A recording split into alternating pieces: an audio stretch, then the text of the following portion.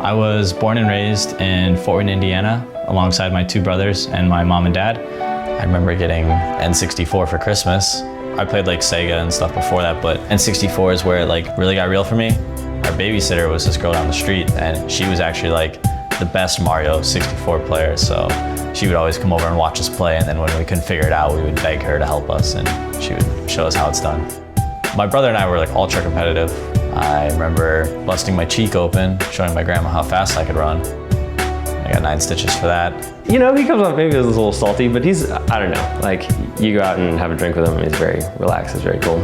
He actually got like a portrait that's made out of salt. Someone was like, why do you have a portrait of yourself on your wall? And he's like, oh dude, it's made out of salt, that's why I have it. I was a part of like a bunch of cliques in high school because I was like this closet nerd who like played, you know, varsity football and varsity soccer. And then I had like my video game friends. Those guys I played like online games with all the time. And if I didn't have practice, we're going over to somebody's house and playing Super Smash for 3 hours right after school.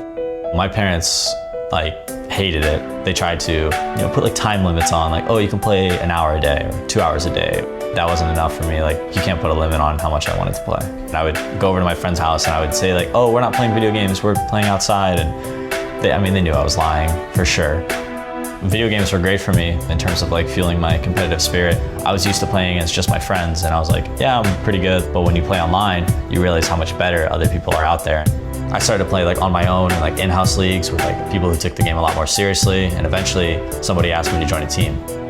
Our first big win for Dota was when we were still not officially EG. We were playing under the team tag of Sad Boys. And we went into this tournament and I don't think we dropped a single map. And at that point I knew that our team was good. And it was $8,000, $9,000 a player. So it was very cool to take that back to my parents and be like, this is what I'm doing. They just couldn't believe that I would get paid that much to play video games.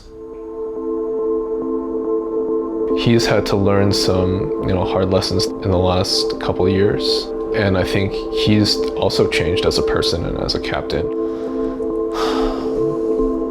I would say the lowest point was like right when Arteezy and Zai left. Especially Zai, like that was someone I'd been playing with for a significant amount of time that I thought like really like believed in me and trusted me.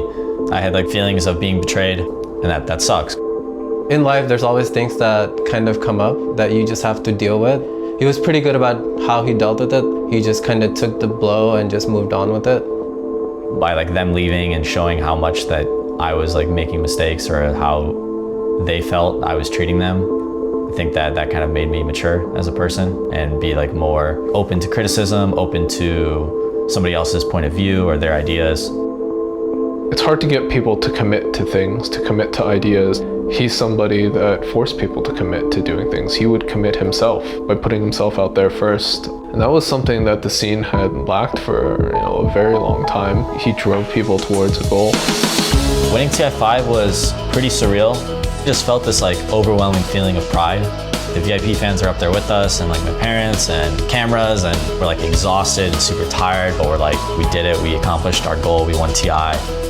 Evil Geniuses has been the most consistent placing team in Dota 2 the past 2 years. And I think a lot of that can be attributed to Peter's leadership ability. The ability to like rally people behind you and get results out of it. I just want to win, and so I'm going to push myself and my teammates as far as I can to get there. I am incredibly grateful for esports in general because it's given me an opportunity to do something with my life that I may not have been able to do otherwise. I've been able to travel the world, playing video games, meeting new people, and it's hard to say that I could have done that doing something else. We won TI last year. Hopefully we can bring it back home again this year.